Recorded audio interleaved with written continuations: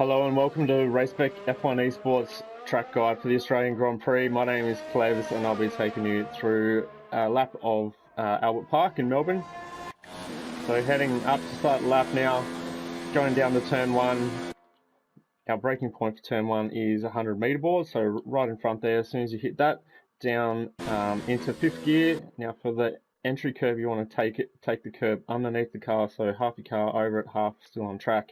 There's a lot of time to gain there and carry more speed. It's at least a tenth of a second. And then on exit, wait until your car is straight to get back on the throttle. You can take as much of the green exit curve as you can. At exit curve turn 2, you want to avoid that if possible. It does slow you down. Heading down to turn 3, our braking point here is the black box, or just before it, probably right where we are now.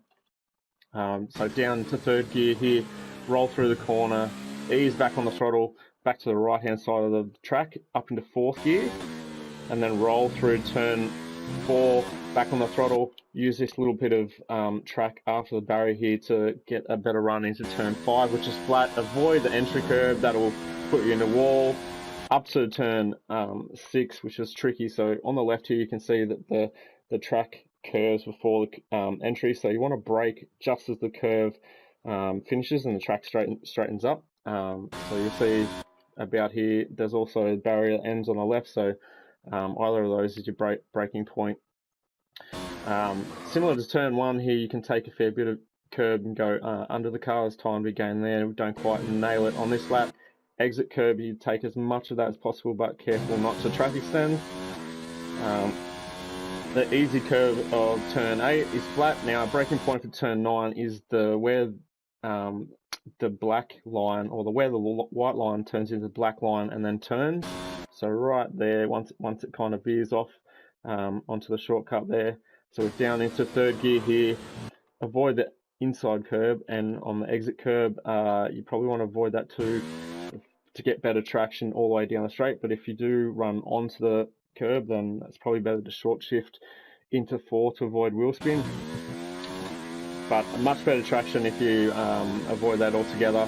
Heading down the Esplanade to the fast turns of 11 and 12. So our braking point here, we can see a 50 metre board. So it's just after the 50 metre board before these white lines finish. So about here, drop down to gear again. Again, we're going over this curb, so half over it. There's a lot of time there. We want to stay as far to the left as we can, and then flick it into turn 12. Take as much curve as we can of that too, and careful not to get out of shape and onto the grass there. Very easy to do. I'm sure everyone that's played this game has done that. So heading down straight there. This is another tricky braking zone. It's just after the 100 metre mark, so about, I'd probably say about 85 metres. So about here, start braking. You take a fair bit of this curb as well, even though there's grass on the inside of it. Doesn't seem to upset the car. You can take exit curve if you need. Now, the braking point for this corner is just after the black box, so flick it down the gear into 5th, back up to the 6th. Now this is probably the trickiest braking point on the track for the slowest corner on the track. So if you get it wrong, you can brake far too early or far too late and absolutely butcher the corner. So what we want to do here is aim for the 50 metre board, which is the orange board on the fence. So aim straight for that. And then when your right front wheel touches the white line, which is about there,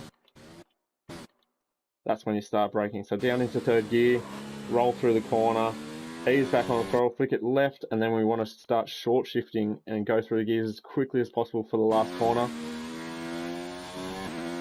Avoid the entry and exit curb if you can. They can get you out of shape and up to the line. And that's been a lap of Albert Park.